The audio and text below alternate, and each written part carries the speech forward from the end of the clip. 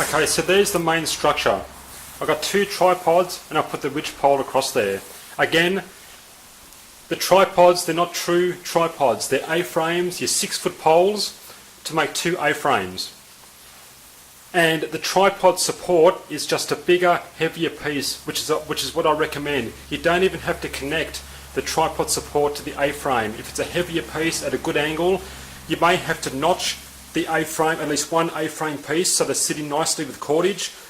And you may have to put a notch into the tripod support so the A-frame sits in nicely. But at a good angle, if it's heavy, you don't have to necessarily attach the tripod piece to the A-frame. And you may have to put a third notch on the back side just to put the cordage around. Again, you don't have to. That's 3 notches for each, at the most, 8-foot long ridge pole. That can be from 1 inch to 2 inch in diameter. Try to make it a bit bigger than 1 inch, 1.5 inch or something's perfect. The test for your tripod, it has to support your weight, and I do that in the video. You've got to get your whole body up to on the tripod. It's got to support your weight. If it doesn't, make it again and make it properly. And if you can support your weight, it can support easily any sort of a ridge pole, and especially all the roof going on there. I've got myself 18 more 6-foot poles, 1 inch thereabouts in diameter. That makes 22 6-foot poles. I've already got 4 A-frame poles there. And what we're going to do, we're going to build the main roof, and this is going to go on like this. What you should do is just sharpen the end a bit, dig a small hole, and just place that firmly in the ground. It's going to sit there, bang, up against there. You don't need much overlap. The less, the better.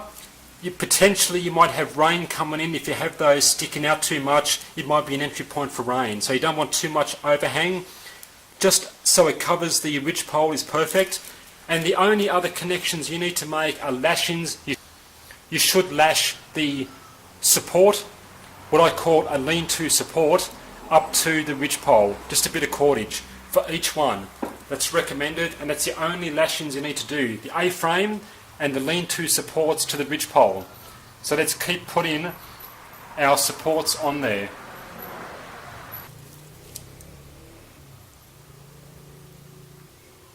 So the poles are sticking in the ground. You dig out a shallow hole, sharpen the end a bit. Doesn't have to be razor sharp like a spear, just so it sits firmly in the ground, up against the ridge pole, and lash them on ideally. Maybe you don't have to lash on the lean-to supports. They should be, but if you can do it so it sits on and the weight of the roof's going to keep it on, that's fine. Once you put on these 8 roof supports like that, and there it is. I'll just turn that around, and they're your main 8 supports. And again, I recommend you can have potentially 2, 3, I just think 4 is a good number. You're going to get nice support for your roof and the material to come on, and you can weave through your horizontal supports nicely.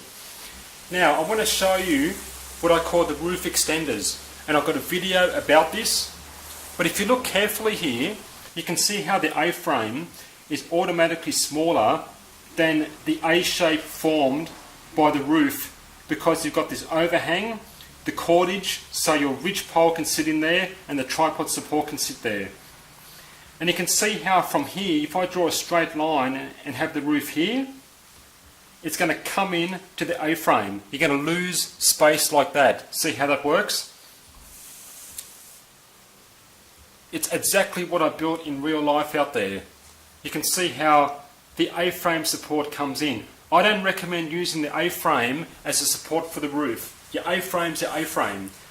All you need to do is have 4 more poles. And if you do, this is what happens. And this illustrates again what I showed in those videos. That pole sat in right over the A-frame. And you can see how that gap is the extra room you get. You make up that room you lost by the overlap for the A-frame, and now the roof is straight. See that?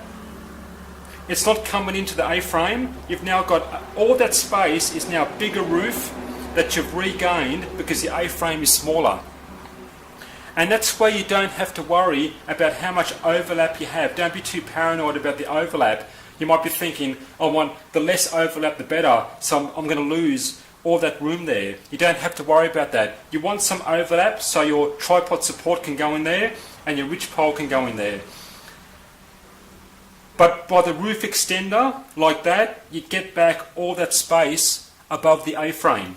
And if I do the same to here, you'll see what I'm talking about. Here's my A-frame, here's the last roof. If I build a roof across there, look how it sticks out there. See the gap between the A-frame and there? The roof can go in at an angle, but you lose room.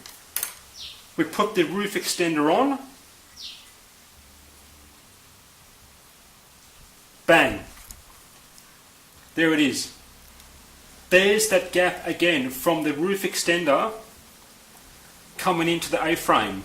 And now you've got a roof that's straight right across like that, and you've just made yourself all that extra room, and you haven't lost any roof space by the A-frame being smaller. And now the A-frame just sits there. It's just an opening supporting the roof up, but you've got all that extra room coming out like that. Now what we do, we want to fill in these, what I call alcoves at the end.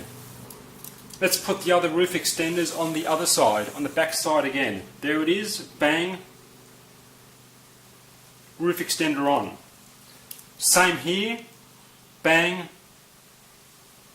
roof extender on. So in effect, that is poo from a gecko, would you believe? Like geckos everywhere here.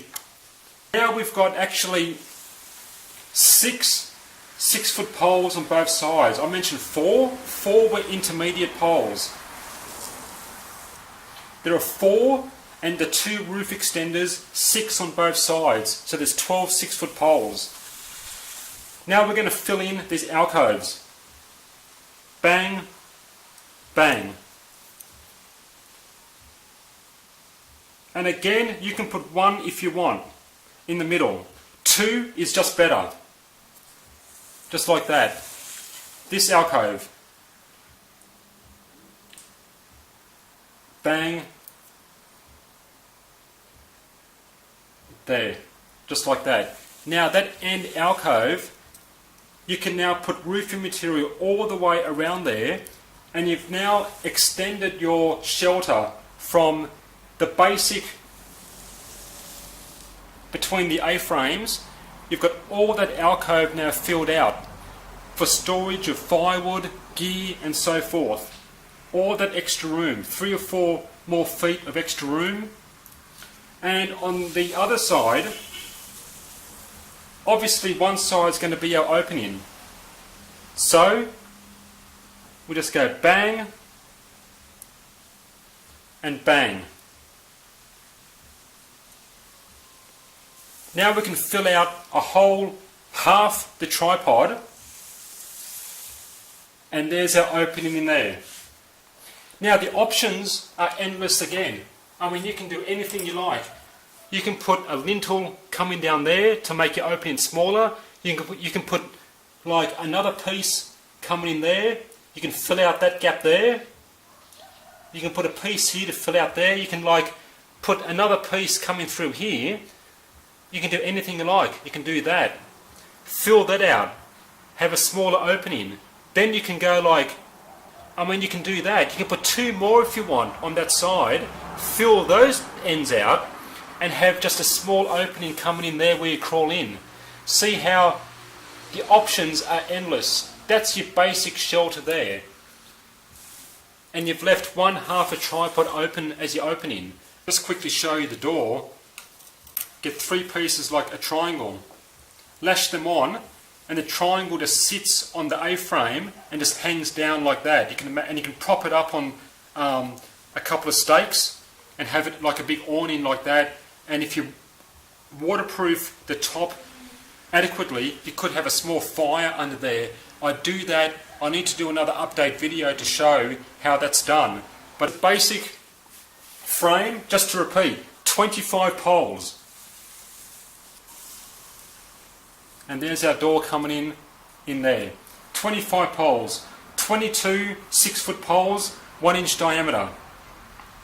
Your 2 heavier set tripod supports, maybe 3-4 inch in diameter, 7-8 feet long, and an 8-foot ridge pole, makes 25 poles.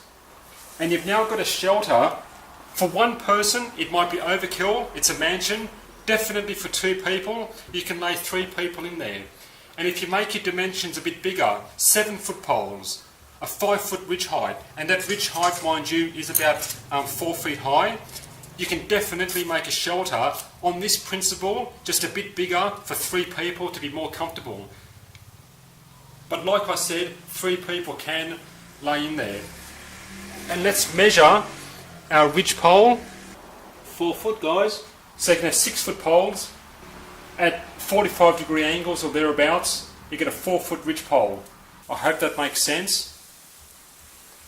Any questions, let me know. And I'll catch you next time.